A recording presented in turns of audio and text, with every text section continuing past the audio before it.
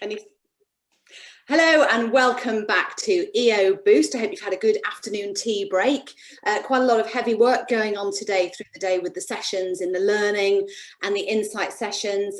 We kicked off the day, of course, with the opening keynote interview with CTEC, a public sector business. Interestingly said that EO gives it the competitive advantage, which is a brilliant thing to hear. And we were exploring the implementation of EO in a big multinational established business and the use of senior resources in this process as well. In the Explorer sessions, we looked back at how you might go about doing really good, becoming an EO business in a really good way, and how rewarding the process can be as well. Smile covered topics like the importance of inclusivity in fostering a shared sense of ownership, making everyone feel part of the team, engaged like an owner, not just a member of staff. So I bet that's quite an interesting one, isn't it? And there were many, many other points that came out of the sessions today. So that's fantastic. And if you need to, if you weren't able to attend any of them, they are available on the EO Boost website for another 12 months. Isn't that fantastic? So if you've managed to see something that you thought was of value, pass it on to a colleague, share it around, share the joy. That's rather super. So do keep that in mind over the coming months. But right now, though, it's getting on for 10 to 4. We have gathered the brightest minds in business. No pressure, everyone, on the call already established there, to look at an aspect of business that's anecdotally getting more and more traction, and that's purpose. And as an event host and moderator myself, I do have the joy of getting to introduce a lot of speakers at a wide range of events. Many of them are business and industry speakers who are there to share their knowledge and latest thinking. Now, a theme I've noticed crop up a lot over the last couple of years is about purpose. And there's a fair bit of hand-wringing around it too, as people grapple with it, what it looks like. How do you measure it? Is it even measurable? I saw recently, last week, that 82% of employees report that it's really important for their organisation to have a purpose, but only 42% say their company's purpose statement has any effect. But I suppose 42% is better than nothing, isn't it? And are we then part of the transition team, moving away from an economy that demands profit first, to an economy that's designed around its usefulness for individuals and the wider world? Now, I was driving home from an event last year, I was listening to the Radio 4, because I'm that age, and Professor Colin Mayer was on a part of a series about economics. He's from the Saïd Business School. And he said, leaders need to realise that the purpose of business is not just about producing profits. It's to produce profitable solutions to the problems of people and planet. And I was blown away by that real clear statement about the future of how we could shape the future of the economy, the thinking behind it. And when purpose is established, of course, everything flows from it. And we've been seeing that in all of the EO sessions, the interviews and the panels up to now through the last few days. So our question today is, what role do good businesses, ones with purpose, have in an economy? What's their responsibility? What's their role? What's their duty? How can they build back better? We're at a point of that now. It's not just a chat about how good businesses can be in an economy. There's a real need. And does the way an organisation is structured impact on its ability to do just all of that? And just how do businesses go about creating a positive impact for the people and the planet? How do they do it? How do they do it? That's what I want to know. Let me introduce our panelists. They've been sitting there very patiently through all of that. First of all, we've got Margaret Willis. Hi, Margaret. Hi. Hi there. Margaret's the CEO of Unity Trust Bank. Now, Unity's founding principle was to be a force for good. And for more than 36 years, the bank has partnered with businesses to deliver positive economic and social change. Margaret believes Unity's double bottom line strategy of sustainable returns alongside positive social impact sets it apart from other mainstream banks. Hello, Margaret. You said that you see banks as an enabler for fairer, more inclusive and just society. That's fabulous stuff. But you've worked with the big high street names, haven't you? Is that your view shared by other bankers in general? Yeah, look, I think everybody in banks generally, in the industry as a whole, is trying to do the right thing. Banks, people think about banking as transactional, supporting businesses, but actually it's about helping lives, planning people's retirement, their kids' education, making a difference to businesses as they grow and expand to generate things for the economy. So I think all banks are trying to do the right thing. But I think at Unity, our purpose is central to what we do, rather than something that we do along the side, the rest of the banking. Good answer. That's a very diplomatic answer. Our next panellist is Josh Hardie, Interim Director General at the CBI. Before that, he worked predominantly in corporate affairs, including at Tesco, where he was Group Director for Corporate Responsibility. Now, he's passionate about demonstrating why business is and how it can be a force for good. And at the moment, of course, he's busy helping businesses get through the impacts of COVID, outlining the business benefits of a trade deal with the EU, Brexit, remember that, and the future of the economy post-corona. So Josh, not much on at the moment then, yeah? Well, you know, you might say it's been a busy year, but if I'm honest, the reason it's busy for organisations like the CBI is because it's busy for businesses, because of the huge range of pressures they're facing. We're just a reflection of that. And I think my overriding thought, you know, sitting down talking roundtables of CEOs from Carlisle to Cumbria, is just that resilience and determination that I've heard time and time again. And we're talking about purpose here today. And the absolute starting point for that is businesses that believe they need to survive, they need to create jobs, they need to get those products and services into local communities. And from there, then build out some of the issues I hope we'll hear about today. That's what I'm hearing, that absolute determination to do that. And I think that's a fantastic sort of credit to the business community, actually. Well, it's great to hear you say that, and thank you very much for your time to be here and act as our conduit to a broader mainstream of business to hear what they're thinking about and planning at the moment. That's fantastic. Thank you. Absolute and then pleasure. Finally, Mike Haigh. I don't need to introduce Deb, by the way. Deb is here. Give us a wave, Deb. That's lovely. Oh, she's working, and she's not going to be joining us in the discussion. She is sitting to make sure we don't say the wrong thing. Is that right, Deb? Yeah, good, okay. Well, our panellist today is Mike Haigh, Executive Chair of Mott Macdonald, which is a global engineering, management and development consultancy which plans and designs major infrastructure around the world. On Wikipedia, it says that Mott Macdonald is the biggest EO business in the world.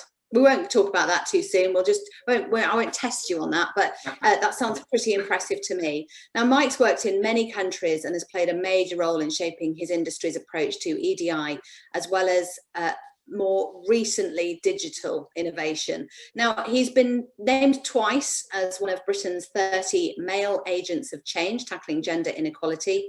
And more recently, he's been instrumental in placing social outcomes into the heart of his organisation. Building Back Green is a main part of that. Mike, hello. Hi. Hi, Penny. Great to be here. Thank you. Mott Macdonald has become the first consultancy in its class to be independently certified as carbon neutral by the Carbon Trust. That sounds like massive news and incredibly impressive. Are you very chuffed with yourself? Yeah, that's exactly the word. Yeah, we're really proud. All of us are proud of that. I think all our employees are proud. You mentioned, you know, that one of the things that we believe in is, and this is our purpose. Actually, it comes down to purpose. It's putting social outcomes at the heart of what we do. We plan and design infrastructure, but without great transformational social outcomes from those investments, then we're not achieving anything. And we believe that we have to kind of live and breathe those social outcomes ourselves. So becoming carbon neutral was part of that. Many of our clients, you know, are trying to figure out what their contribution is in the pathway to net zero around the world, actually. And for us, you know, it's how can we be credible and advise people on how to do that if we're not doing our bit ourselves. So our first step has been to become carbon neutral, which we're massively proud of. Blazing a trail for your sector and beyond, I'm sure. We hope so. Sorry for the confusion. If you're watching at home, Deb Oxley isn't appearing on your screen quite clearly, but she is on my screen. And that's the beauty of technology. You never know where you stand, do you? So I'm also going to let you know that you can ask a question at any time and put it in the question box, as you've been doing fantastically well through the last 3 days.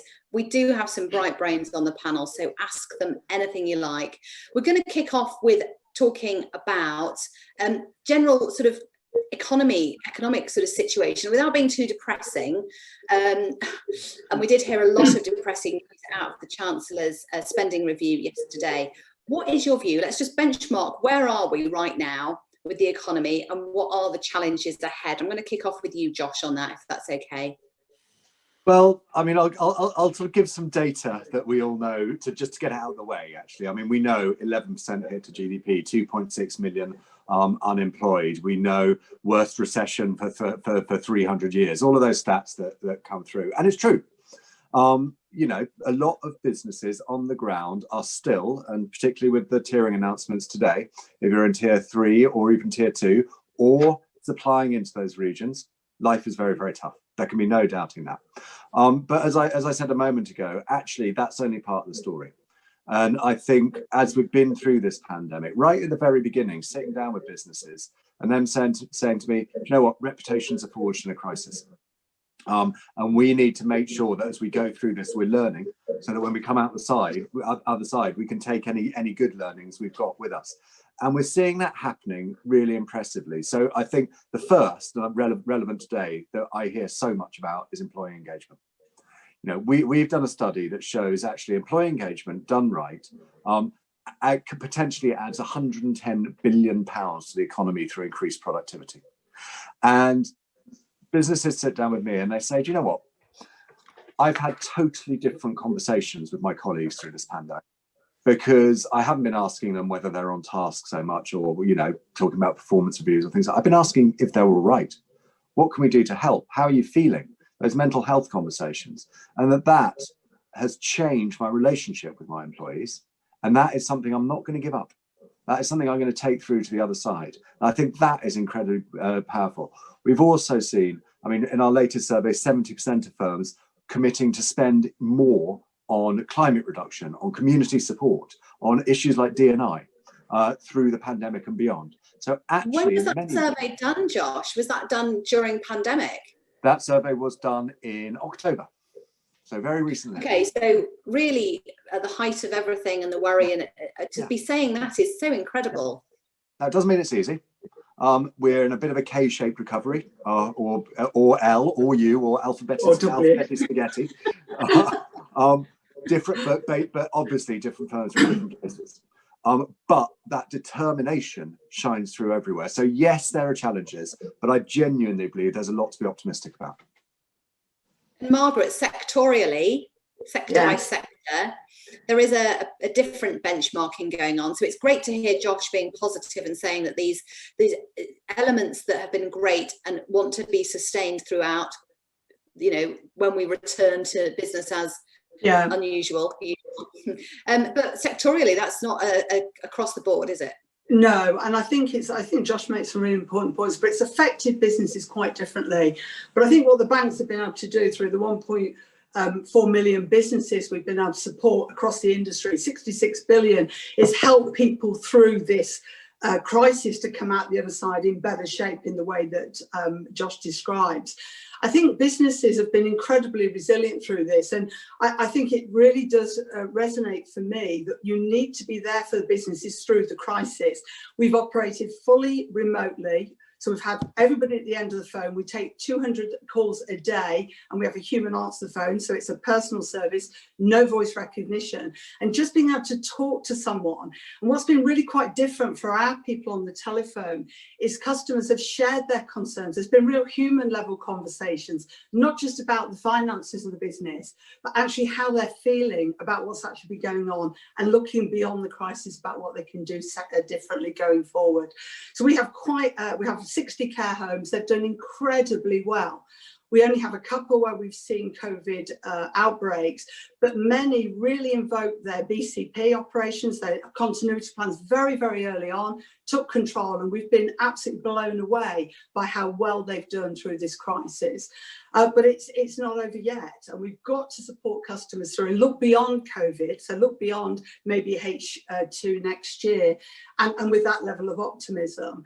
But for us, in terms of supporting customers, not just the customers we have now, when we think about loans, etc., that we provide to customers, that social benefit, we see employment, retention, creation, any organisations that are doing retraining or apprenticeships is going to be absolutely critical as the shape of the economy changes going forward.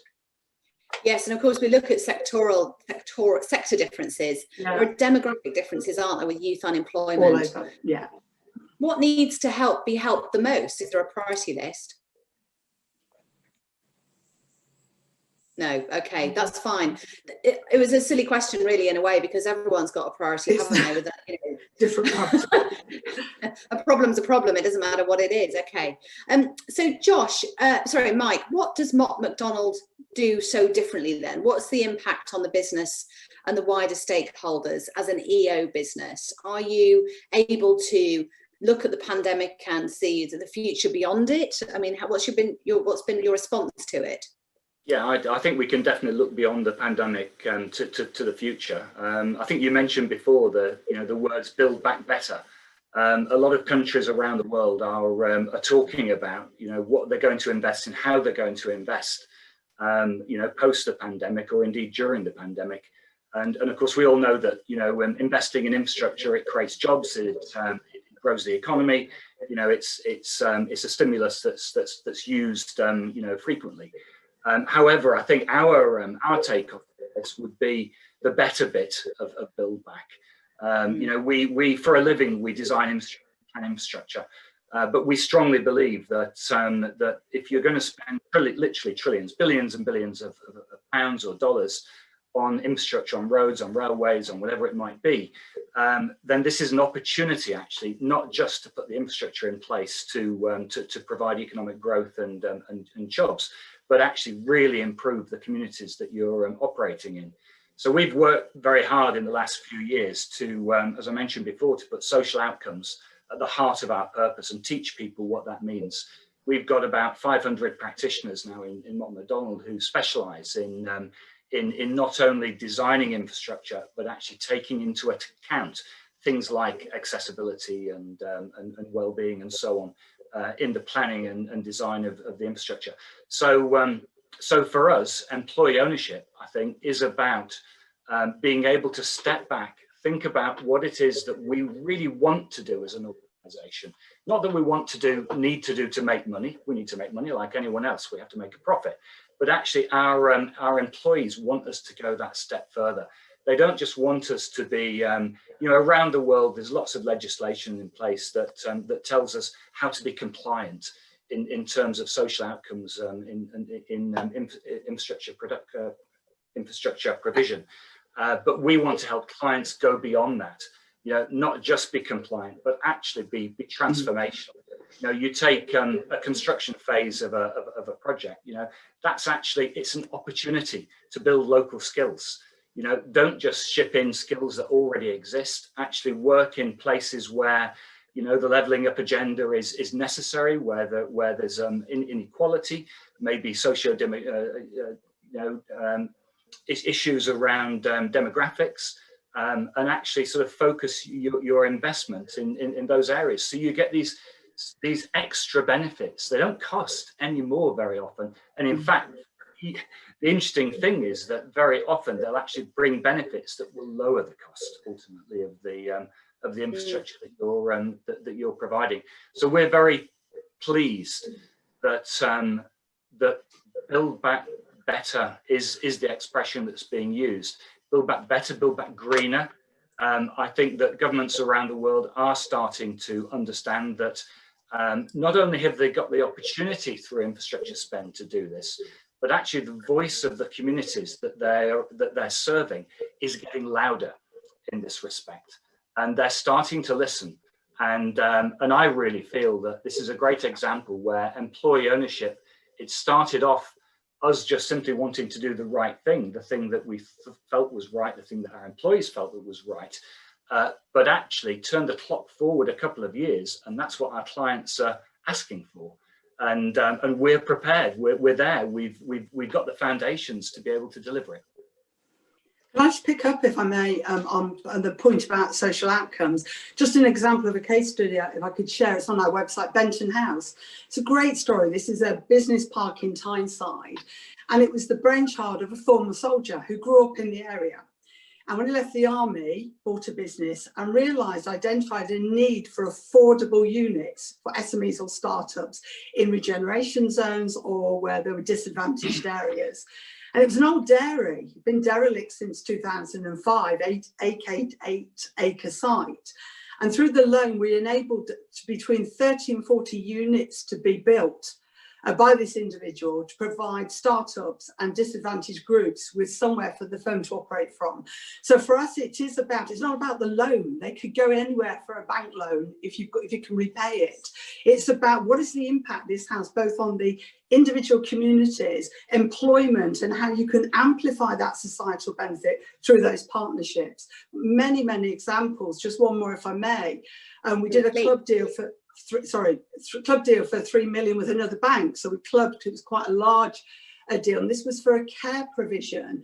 It was accommodation for a variety of needs. There was some mental health, some learning difficulties and addiction needs as well. But the loan enabled the customer to create 50 jobs and 500 people housed. So for us, it's about thinking about what are those social outcomes that the loan can enable that's really important to us, not the loan in itself. And is that sort of criteria applied to every loan application, every customer that comes through your door? Would you like to apply more criteria? No, actually. So let's just, on the deposit side, on the savings side, we have over 1.3 billion, which is quite small in banking terms, but large for us, of money that customers entrust that money to us. But they entrust it on the basis in the knowledge that we will only lend to firms that have social value. We'll take anyone's money as long as it's legal. But in terms of where we lend the money, we have to be able to demonstrate that impact. And we measure that impact monthly, report it twice a year. And our impact metrics are aligned to the UN Sustainable Development Goals. So we're able to see very clearly and externally how that makes a difference and how we report that. And one of the things we want to do in 21 is provide a kind of simple guide for small businesses, maybe got 8 or 10 employees, on how they can report their impact and download it free from our website. So that's something we want to do with the university and co-brand in 21, because many small businesses don't have the resources to spend time on all this great reporting, but they do want to tell their story, and that storytelling is really important. So you're really very much at the heart of learning about how businesses building back better, aren't you? And sort of instructional within that. I think that's fantastic. Josh, your members, are they talking about building back better? And has that triggered them to think of some, inspiring movements that they can create and build back greener, build back more diverse? What's going on? What are they talking about? Firstly, I remember in March setting up a round table with us, the Federation of Small Businesses, the TUC, Health and Safety Executive, a few other great businesses, saying we've got to create space in this crisis to think long term. How are we going to do that? And we said, we're going to need something to call this. And someone had the bright idea of Build Back Better. We thought we were really original, but now we've had the government. I think we've even had Biden using it, but we did it first. But it has become this slightly overused term, hasn't it? It sort of now just means the recovery. I think actually a lot of firms, I've mentioned some stats about intention to invest in climate.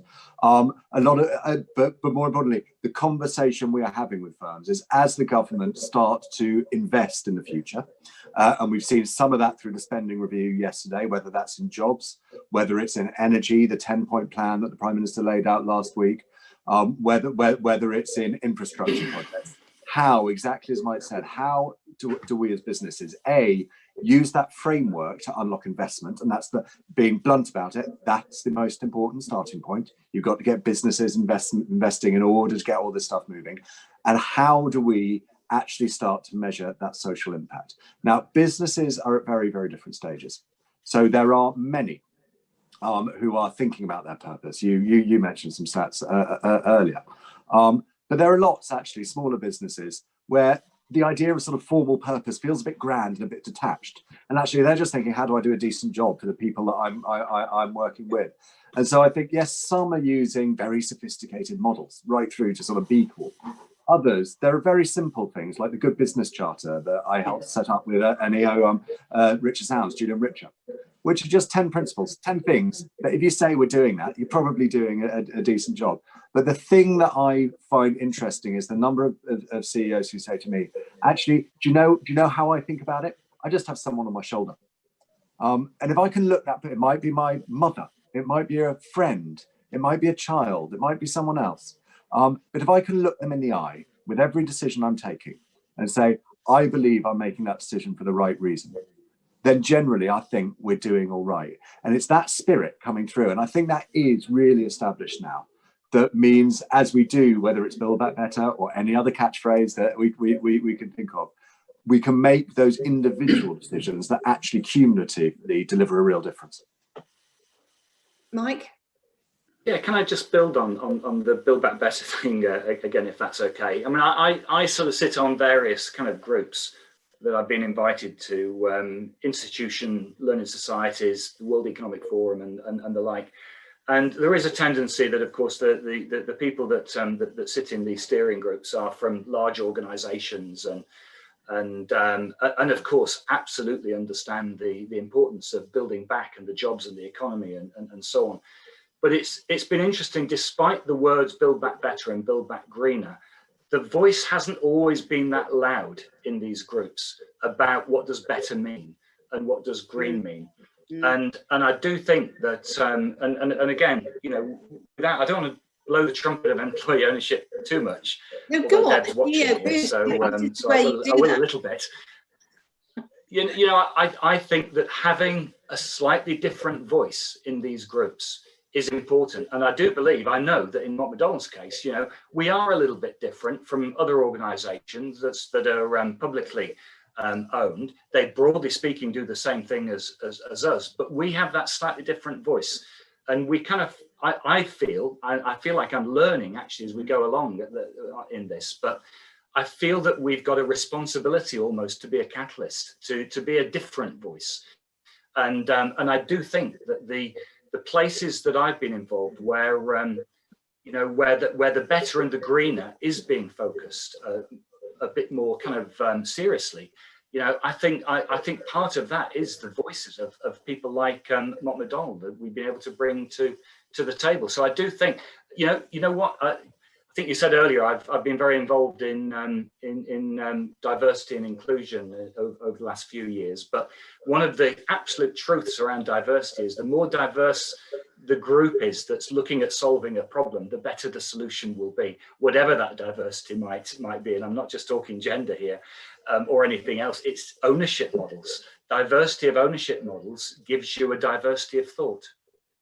You are actually, you've got a role, an ongoing role with the World Economic Forum, haven't you, in the engineering construction special interest group, I suppose, set up specifically to look at the recovery phase. Has purpose come up in discussion? What are people talking about there? I think it comes up indirectly. Okay. And you know, and there's no doubt that you know the idea of investing not only purely in infrastructure but to create better social outcomes is now very clearly understood, and it's part of the recommendations that have come out of that group in terms of both stimulus and things like health and safety. You know, we've looked at how we safely negotiate our way through you know, through the back end of the pandemic and into the global recession. You know, you can imagine in infrastructure and construction, you know, that's a big question as to how you operate safely. I do think, just picking up slightly on what Josh was saying around employee engagement, I agree with that. I think that we're much more engaged in some ways with our employees than we've been before. But I would also say that after 7 or 8 months of lockdowns that have come and gone, and now in the UK, we're in this other lockdown and now in the 3 tiers, although there might have been great engagement, we've got a lot of well-being issues with our colleagues and friends in all of our businesses. And I think, you know, whatever the sector is that you're operating in, as we go from, you know, pandemic into recession, the effort that's going to take as we start to get back into offices to actually, you know, and it's not just about productivity, it's about creating a happy and you know, thriving environment for people. That's something that we're going to have to put a lot of effort into. Okay, sorry, Josh, go ahead. Put your hand up. You get to go. Go on. Yeah, just to build on that, I think it's a really interesting point. The research we've done shows that the single biggest thing people miss about working from home is actually, not surprisingly, being with people. And whilst there are huge benefits to flexible working for D&I and for other, you know, other reasons, as we next year probably do transition to a more hybrid model, what's interesting is the number of firms that are just looking fundamentally at what an office is for, or what a workplace is for, i.e. not a place to work, because you can do that anywhere, but a place to collaborate, a place for actually more of those human training, bringing new staff in, that all those human elements that, again, and I come back to it, drives engagement. And I totally agree that there's a real challenge with mental health and well-being at the moment, and that is awful for the people who are suffering. But again, that's one of the things that is humanizing businesses, because it's driving those conversations. So it's all right to look for silver linings, and I think if we can keep that human element, build it into our workplaces in the future. Yes, that may mean becoming an EO. It may mean something else, but the most important thing is that you've got those relationships and that voice in place. Just remind us of that figure you mentioned early on about the value of employee engagement that's been predicted on productivity. Was it 110? 110 billion. And when you think about the position we're in now, and when you think about the fact that actually the most important thing about employee engagement is not money, it's lives. It's just great that it happens to be profitable as well. You know, we should do it even if it wasn't. What an opportunity. Go ahead, Margaret, go ahead. No, I was just going to say, I think the health and well-being, so we're in Birmingham, centre of Birmingham, just back in tier 3 now, so locked down by another label. But we've tried to keep our office open to give people that flexibility. And we also must be really cognizant that we are dealing with confidential customer information.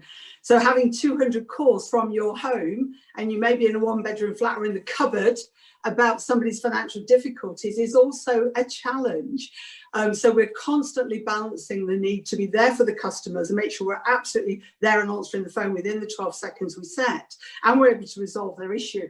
But we're also giving them the confidence that the environment that our people are working in is conducive with what you'd expect from a bank as well. So that flexibility, I never see us completely going to remote working, for example. That's just simply not going to work. And if you're dealing with a commercial transaction that's commercially sensitive, there are additional risks there as well. So I think there's a real fine balance to be had here. Just on the engagement side, I couldn't agree more, but we manage ours through the Banking Standards Survey, which is an annual survey, thousands of employees in the industry. Because we're so small, we want to benchmark to the best in class. It's been a real focus on that. And our sense of purpose is why people come, why they join Unity, why they stay. Philosophically, they're aligned with what we're trying to achieve to make a real difference to people's lives. And I think that when you're thinking about anchoring purpose, because I was reflecting on that ahead of today, it's about embedding it end to end. So when we think about our services and suppliers, in our due diligence, we look at their purpose, we look at why they exist and what they seek to achieve. And is there anything in that that makes us uncomfortable, that would feel uncomfortable reputationally, or it just doesn't sit with us as our moral compass? And then we look at businesses like EO, and it's a natural alignment for Unity. And we've been partners with Deb and the team for a number of years, because philosophically, members of EO fit very comfortably with the philosophical values of a Unity Trust Bank. And we've got a couple of customers we have in common as well, and hope to do more going forward. But I think embedding it in your recruitment of your people, we recruit to values. Obviously, the competency is a given in our industry, but recruiting to values is the differentiation for us. Recruiting suppliers and partners and all those good things. I think the word anchor was a good one. Just referring to those stats I gave in my introduction, which come from McKinsey & Company, I think. 82% of employees say, yes, purpose is valuable, we need it, but only 42% able to sort of see it happening. What advice would all three of you have for any business that wants to anchor purposes and actually get them seen and delivered? Because at the bottom of all of this is the issue of trust. Yes. Now, smaller businesses, maybe EO businesses as well, can maybe address that issue. But you know, you look at the big high street names and you think, well, hang on a minute, you've got your purpose again written on your mouse mat, next to your values, that's super, on a mug maybe, but are you able to deliver on it? So what advice would you have for businesses generally about purpose and making sure it happens or is seen? If I start with a small bank, which is where we are now, for me, it's about straight away your responsible working practices. We have wellbeing allowances for all of our people. We're one of the first banks for real living wage. We provide 5 days to our employees for volunteering, paid for by the bank, that they can choose to spend however they want, giving back. We don't govern that. We don't set it, parameters around that. There's something that they feel very passionate about. But I think constantly communicating those social outcomes is critical. You cannot over communicate how important it is and the difference it's made to people's lives. So we rarely talk about the debt. It really doesn't matter. It's the difference it's made to people's lives. In the big organizations, and I've worked for a very large organization as well, for me there it's about that authenticity, inside and out, and calling out behaviours that are inconsistent with the purpose and values that you've set up, that you stand by as an organisation. And I think in big organisations, you have to call that out if it's not working. I do think it's easy when you kind of get your arms around, in our case, 100 people, but I think it can be achieved on scale if everybody's facing in the same direction, aligned to the same purpose. And it comes down to behaviours in many cases. Mike, can it be achieved on scale and globally? Yes, it absolutely can. Okay. It absolutely can. So I would say that, my advice to any company, small or big, is have a purpose. Don't worry about missions and visions and things that you might learn on MBA courses and the like. Values are important. I'll give you values, but purpose. I think you just said it there. Authentic purpose that you really, really believe in. Purpose that's short though, and that people can remember. I always think of it as this sort of why, what, how, and maybe why, what, how, so what. You need to cover those 4 things in just a couple of sentences. And you really have to demonstrate in a purpose why it is that you get up in the morning. What is it that motivates you? Why do you bother to go to work? A smile on your face with a belief that what you're going to be doing that day is worthwhile. And that purpose has got to resonate as an organization at every level, whether you're a young graduate joining the business, or an apprentice, or you're a chair of the board as I am. It doesn't matter. It has to resonate with all of us. And I do think that you need to be able to break it down into a really small number of things then that can then cut through everything that you do, so that everybody understands in their day-to-day job which bit of the purpose they're contributing to. And we keep it simple. If in our purpose, the 3 things that pop out of this purpose are social outcomes, technical excellence, and digital innovation. You've probably got to understand our sort of business to realize why those are so maybe you've got to be an engineer to understand why they're so exciting. But those 3 things then cut through everything we're doing, whether it's recruitment, it's everything around talent acquisition, it's the bidding that we're doing to clients, the simple conversations, external, internal engagement. So yeah, and as a business, we didn't have a purpose for forever. This is really, we've only had a purpose as such for a couple of years, and we were a successful business beforehand. So your purpose was to make money then? Oh well, no. I think I think that certainly wasn't written down. I think our purpose was in truth was probably very similar to the way that we articulate it now. But because we didn't articulate it and write it down, it wasn't as valuable. It wasn't, you know, it maybe had 20% of the value that it's got now. Whereas we've seen an acceleration in all the things that are good about Mott Macdonald in the last couple of years, because we have a very clear purpose. So Josh, that's an EO business, and a business that puts social values at its heart and always has done. But for a lot of your members, do they join the dots between the purpose piece and the value that it could give them? Or is that still yet to be discovered, do you think? No, absolutely. And I was going to say why, what, why, how, what, but Mike's done that. So I was frantically trying to think of something else to say. I mean, the first thing is just a response to a comment a moment ago that if a business doesn't have a purpose, its only purpose is making money. That's not true. There are thousands upon thousands of businesses that haven't gone through a process of developing their purpose, but are great businesses. It is behaviour that matters. And if you don't even mention or think about the word purpose, if your behaviour is good, that's fine and responsible. That's the outcome that matters. So I think let's remember that. I think for firms, actually, in some ways, you know, let's not over exaggerate the problem, because it can cause the wrong sort of behaviour. It can make firms defensive. In our last research, 9% of the public mistrusted business or thought business were doing a bad job. That is not a massive number.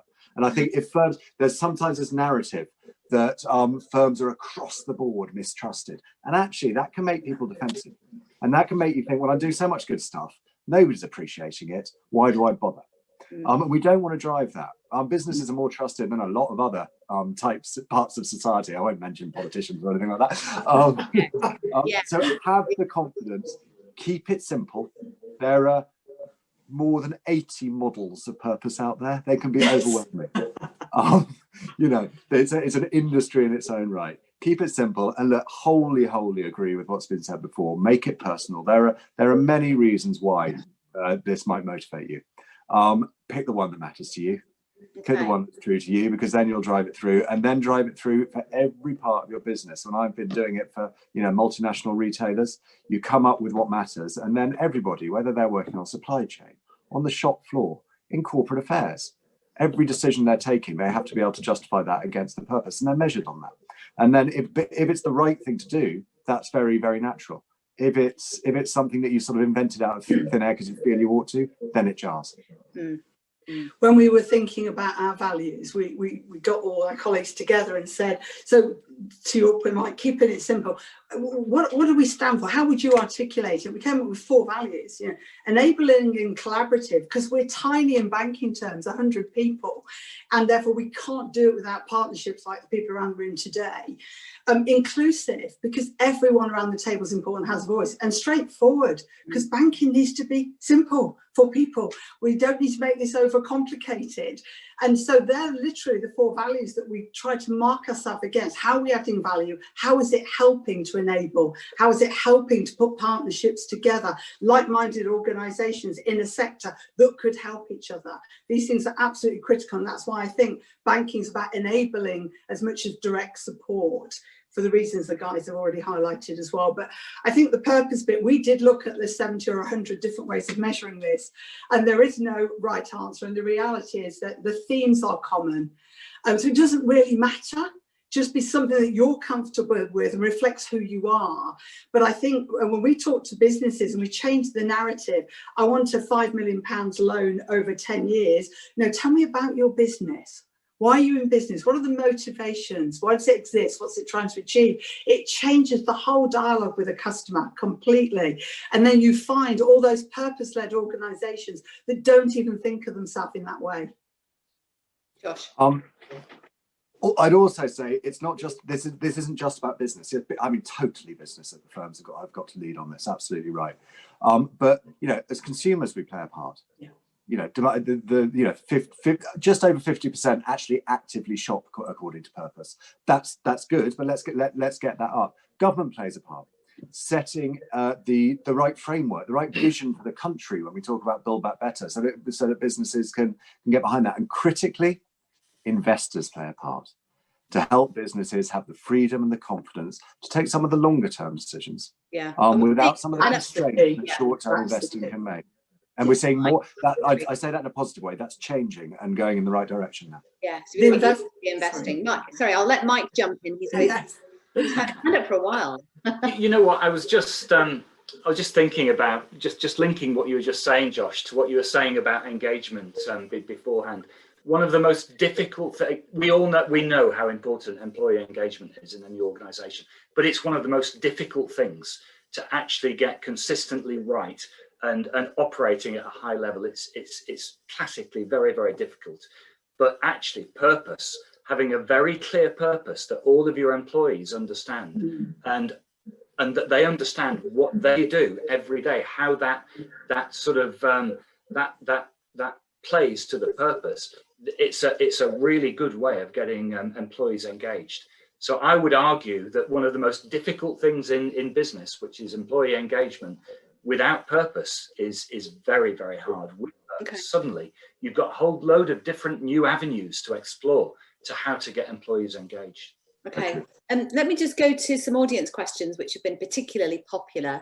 We were talking about the post-pandemic, everyone getting back to a hybrid way of working and sort of maybe forgetting the good things that have come out that Josh mentioned at the beginning.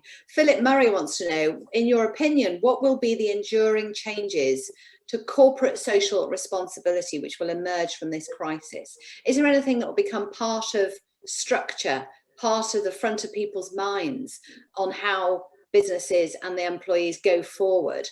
Josh, have you got anything to say on that? I'll say something maybe slightly controversial. I think the biggest benefit could be the death of corporate social responsibility. Sorry, hold the front page. Not quite. Twitter, go to Twitter now. I've worked in CSR really? My entire life. I've been a CSR director, etc., etc.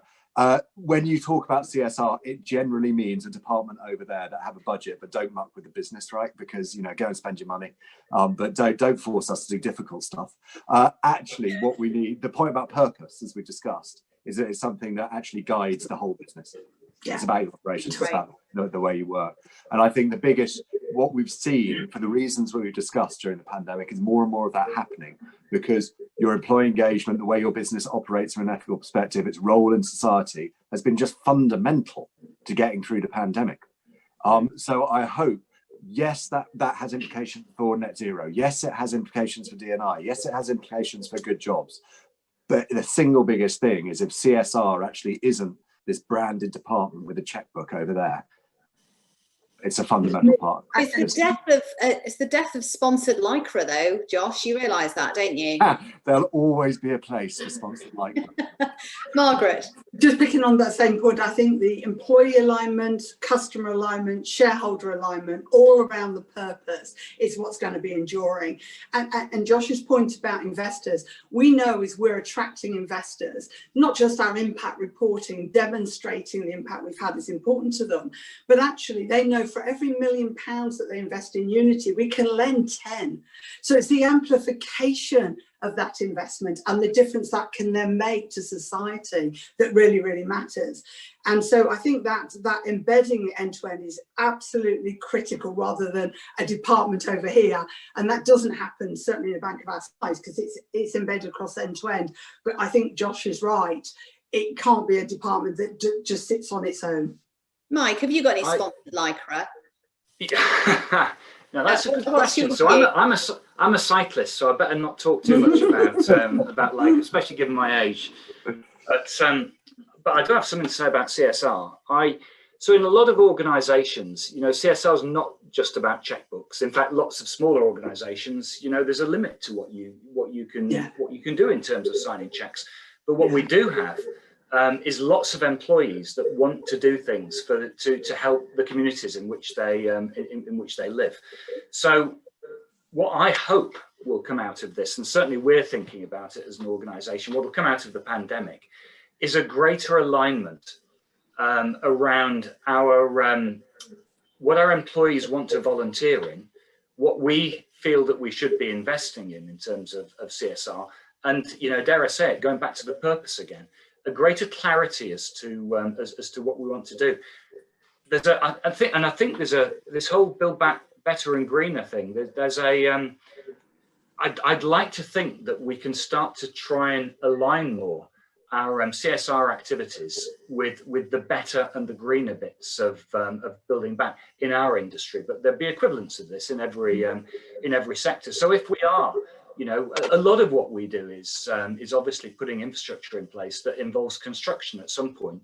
And so the whole skills thing, the whole idea of building skills especially in disadvantaged communities and you know, places where perhaps those skills wouldn't traditionally have sat. There's also a whole load of CSR opportunities in that area. There's a whole load of volunteering opportunities in that area. So what we see is maybe an opportunity to align what we do with our investments, what our employees do with their time, and what we want to do with the communities through the work that we do, so that everything's aligned. You know, a good example in a sense, you know, we had to, of course, in becoming carbon neutral, like any organization, you try and drive down your carbon emissions, which we did. We almost halved our carbon emissions over 6 years, but nevertheless, you've still got something left. And so, you know, traditionally you would buy offsets. Well, we really looked hard and fast at those offsets to try and make sure that they were relevant to our employees. So in fact, we offset through a peatland restoration project in Indonesia that our employees have been part of the design of and continue to work on the design of. We're doing something similar in New Zealand, which is we're getting close to moving into reality, where a lot of our employees are volunteering to work on a restoration project, which ultimately will give us carbon credits. So, you know, I think you can align your purpose with your investments, with your volunteering. And where does EO fit into all of this going forward? I don't really like that phrase, but you know what I mean. Josh, do you think the pandemic has created an opportunity for the employee ownership concept?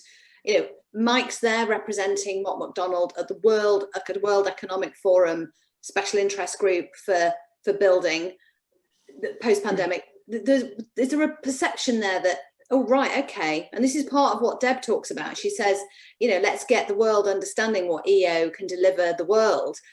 Do you think people are listening more to that argument? Yeah, I think definitely. I mean, look, obviously where we started this, a lot of businesses still struggling day to day, a lot of work to do. And, you know, the idea of converting your organization to EO is probably for some of those businesses might feel like quite a long way off. But for the reasons that we've discussed, actually, I think there's more to be optimistic about than that story might tell.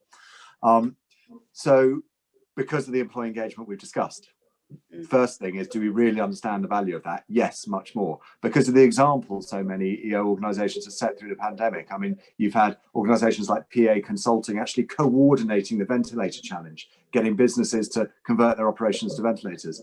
You've had Richer Sounds, who I've mentioned, doing fantastic digital stuff to keep their employees engaged and healthy.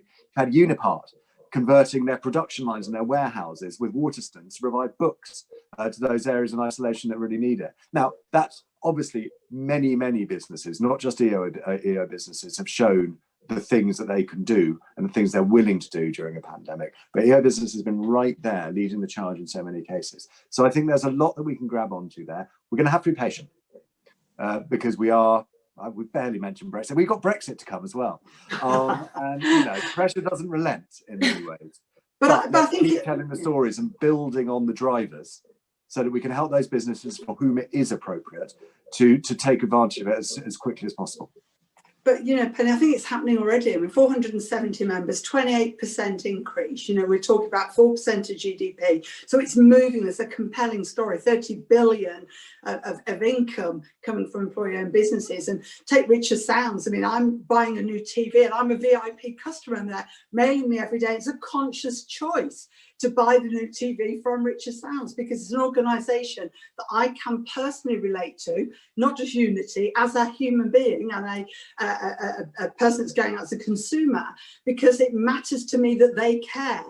So I think it will be. I think that the impetus will definitely be there. And I think that EO businesses, for me, will look to hugely accelerate where they are. We've just done a piece of business with Lilliput Montessori day nurseries, 5 nurseries around Leicestershire, 100 employees. And the founders, you know, how did this start in 1994? Looking for childcare that suited their needs for their son. So this is real life stories affecting, you know, real people. This isn't something that happens over there. So I think the impetus is there and it's building already, and it can only go from strength to strength.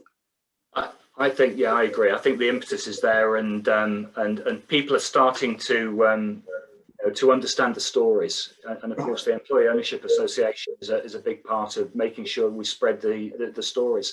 But of course, you know, this definitely isn't about a choice between an employee-owned business, which is, you know, more thoughtful about people and et cetera, and then the other sort of business that makes lots of money and is profitable and so on. You can be an employee-owned business and have great commercial success. And indeed, I would argue that one of the stories to tell is around those sort of strange commercial successes. And if you don't mind, I'll share another example, which is our international development business we have in Mott Macdonald, which is working for people like, you know, the DFID, or the Foreign and Commonwealth and Development Office, I think, as it's called now. We do international development work in Africa, in Asia, and so on. And you might say that it's very tangential to the infrastructure type work that we do, building major infrastructure. And I suspect that if we'd been a non-employee-owned business, we'd have probably separated those two in some way and focused on, you know, on what people might in other places call core kind of business. But one thing that international development work brought us was knowledge of how to manage pandemics like AIDS, going back a few years, SARS. So actually in Mott Macdonald, we have epidemiologists, for example, who work on that sort of work. Now, suddenly turn the clock forward and we've got this pandemic. Our transport modelers suddenly realized, so we model how people move in stations and airports and so on. They suddenly thought, you know what, we've got these epidemiologists who understand how viruses get transmitted. We put the two together, and suddenly we create this business stream, I suppose you would call it, but it's also a hugely helpful thing where we can work with airports, with stations, to actually model how people move around in order that they can redesign their stations, their airports, in a way that minimizes the transfer of viruses. Now, I don't believe that would have happened had it not been for our employee ownership. Wow. I think, Penny, you made a point earlier about joining the dots. I think for us, you know, do well by doing good. We need to make profit. You've got to be viable, you've got to be sustainable, but you have a choice about how you do that. And I think for me, you know, we've grown our loan book 25% year over year. We're still very small, but since independence 5 years ago. But actually, it's not a compromise, not one or the other for us, which is the double bottom line. They're completely interrelated. And if purpose runs through, then the outcomes will be positive, both socially and also financially. So, yeah, which in turn create the fabulous stories that other people will latch onto, which in turn, you know, helps others understand how they can wrap their arms around purpose, how they can anchor it, how they can build back better in whatever agenda they want to be involved in. So it's time to leave the wonderful exploration. This is not my words, by the way. The audience said, an audience member said this. Time to leave the wonderful exploration about how employee ownership can amplify businesses being a force for good. I couldn't have said it better myself, actually. So thank you, Jeremy Gadd, for that. Gary Davis, not that one, but you know, another one. An inspiring and insightful discussion. Thanks very much, all. Thank you to Josh Hardie, Mike Haigh, and Margaret Willis at the Unity Trust Bank. You've all been fabulous. I'm going to ask you now to mute yourselves. Take a round of applause, take a bow, that kind of thing, and just mute yourselves. Thank you. As we join Deb Oxley. Deb, you've been waiting in the wings. Hi. I think you're there. Yes, I am. I'm here. Can you hear me? I can hear you and I can see you. Good, I just want to make good. sure you're there on the platform, Yeah. technology and all that. But yeah, so what did you reckon about that discussion? Shall we, in fact, Anne, would you mind putting up the 4 bars for people to click so they can see, you know, what we can get an indicator of how that session worked for everybody, what it was useful for. But Deb, what did you think? God, it was fascinating. I was really glad I wasn't part of the discussion actually, and that I was just able to observe and listen. I mean, I was struck at the outset by that phenomenal number that Josh mentioned about 110 billion contribution from better employee engagement, which gives me a real hope that actually employee ownership is going to thrive in this next stage of our economic recovery, because at the heart of employee ownership businesses is employee engagement. And I loved the discussion about purpose and behaviour, and purpose versus behaviour. In fact, there was a bit of sparring going on between Josh and Mike, which I really quite liked as well. Margaret stole my line. I'm sorry, Margaret, but you did. I was thinking back to, you know, a few years ago when you talked about what made business success, what described it, and it was doing well. And then a couple of years ago, we changed that narrative to it's about doing well and doing good. But actually what this conversation was about, and Margaret stole the line, is doing well by doing good. And you know, that tension between how can you be a successful business and contribute? Well, it's not a tension, is it? It's a complementarity, and actually in future it will be a complete interdependence. You know, and I loved the line about let's get rid of the death of CSR from Josh. I'm sure there's loads of directors of CSR around the country going no, but yeah, I mean, loved it. I loved the conversation. It was fantastic. It was right up the street of what we talk about, but maybe not as direct as we've done in this session. You know, we talk about it in a more subtle way, but this was a really direct conversation. And thank you, Josh, for highlighting Richer Sounds and PA and Unilever and others, because Unipart, sorry, because you know, these are great examples of businesses that have put employee ownership and employee engagement at the heart of their business models, and are now reaping the benefits of that and the results. So yeah, fantastic session, fantastic. Loved and it. You're not alone in thinking it was excellent and in fact good, because everyone said it was excellent and good. So thank you again to the panelists for being so honest and earnest and willing to discuss this, because it is going to be very much at one of the drivers of building back better, where governments may not be able to do the whole legwork. Businesses step up and step in with more creativity and leadership. Deb, go ahead.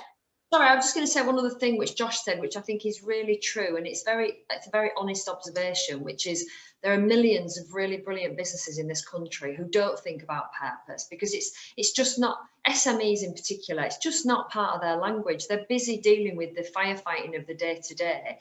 And that's why I think actually larger businesses have got a responsibility to lead the way in this regard. So Josh was making the point, it's not necessarily about the why, it's about the how and the what. It's about the behaviours, what they do and what they don't do as well. And that's as equally important. So I don't think we should beat businesses up that can't hand on heart say, I have a bigger purpose. But it is about leading by example and showing. Businesses like Mott Macdonald's, Mike's business, is a fantastic exemplar, and it can show by example what it's doing, and you know, being one of those early innovators, if you like. You know, there's you know, at the front of the queue with the flag saying, this is follow me, this is the way to go. And but we shouldn't beat up smaller businesses who are just trying to survive day to day. So and that's why the employee ownership community is great, because it's got businesses like Mike's business, and it's got businesses like the nursery business that Margaret talked about, that UTB have just supported, and much smaller businesses.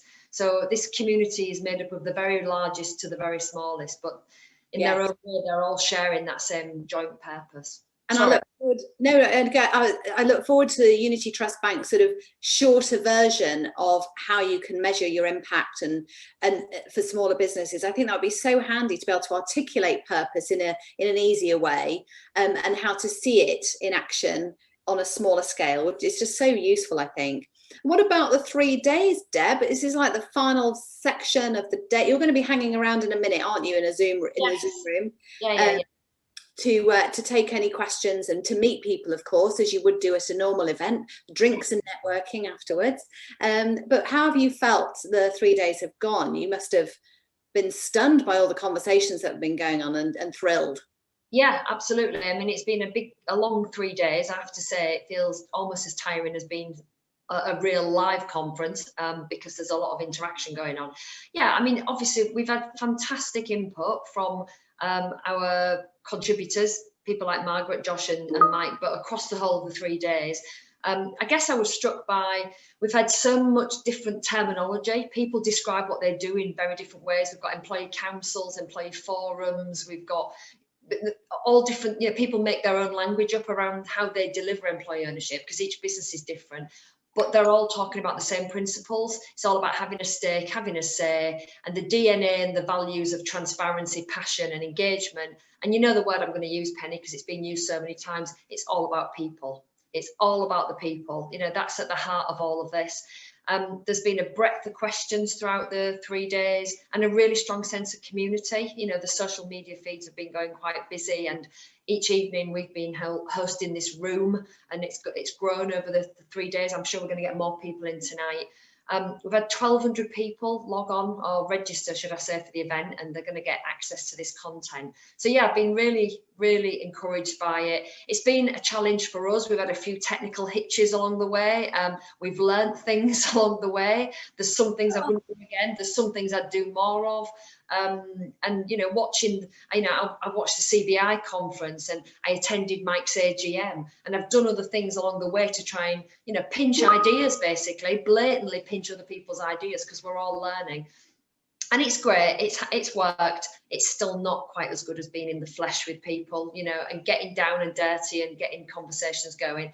I do think probably looking ahead, we're going to look at some blended sort of arrangements for future years, because this has worked as a learning exercise. People can watch this now and, why would we not do this again? It's better for our, our carbon footprint. It's better for the bottom line, because you can do this in a much more economic way than you possibly can with a full conference. So yeah, it's been fantastic. I'm hoping people have taken lots away. We know we had lots of people exploring employee ownership in the session. So I'm hoping they're going to come back to us and want to find out more and maybe join our community. And the members who've joined us, I hope it's demonstrated the value that we can deliver as a membership organisation like the CBI. We're constantly trying to deliver member value to make sure that people feel it's an essential part of their toolbox for running their businesses. So yeah, it's been fantastic. Well, I have to say it's floated my boat enormously, and I loved hearing from the businesses and being able to ask them questions, but it has actually triggered an enormous amount of interest within my own household. I went for a walk with the dog at lunchtime with my husband, and he just asked me 100 questions about EO, what it was, how it worked, what happens if you leave, do you have to sell your shares, is it shares, is it...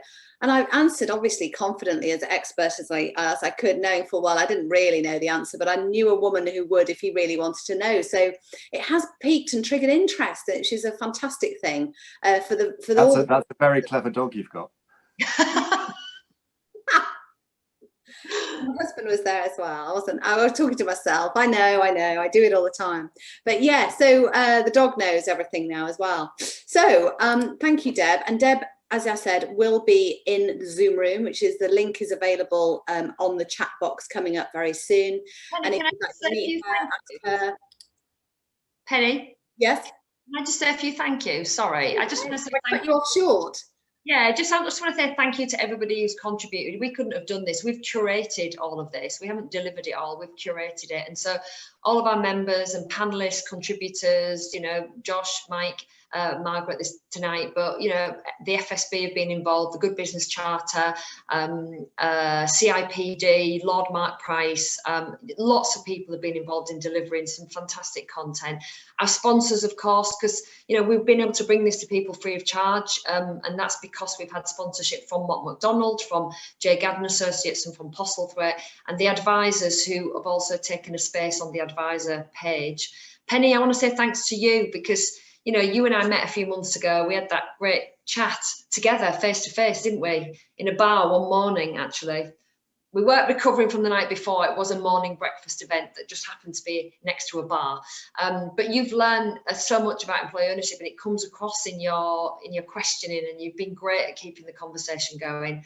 First events who've helped us do all of this But I must also say thank you to my very small but perfectly formed team of people, because although Ollie and I have been the two faces who've been at the forefront of this, the whole team have been involved, and especially Anne, Ross and Keeley have been driving a lot of the activity behind the scenes. But everybody has contributed to this. We're only a team of 9 people, and everybody's had to play a role one way or another in getting this off the ground. So I just want to say thanks to all of them as well.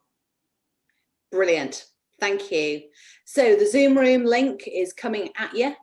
Deb and the team and some others are going to be there. Charterhouse rules apply. So you haven't got time to sign an NDA, but that will do. A gentlemanly agreement, a gentlewomanly agreement that you can have a decent conversation in there until 6 o'clock. There's also that cracking prize draw opportunity next week. If you get your feedback in early, get on with it. Just get on and do that. A Fortnum and Mason hamper. That'd be nice, wouldn't it? And a 2-night stay in a 5-star pod on a farm in Northumberland. Great prizes, have a go at that. Now, it's a personal thank you from me as well to all our interviewees and panelists for doing such a great job. Thank you. And to Deb and the team at EOA and Event First for supporting me with all the information, ideas, instructions to enable me to do my best work. And I hope you have had a superb EO diversion from lockdown life. Until next time, I've been Penny Haslam. Goodbye.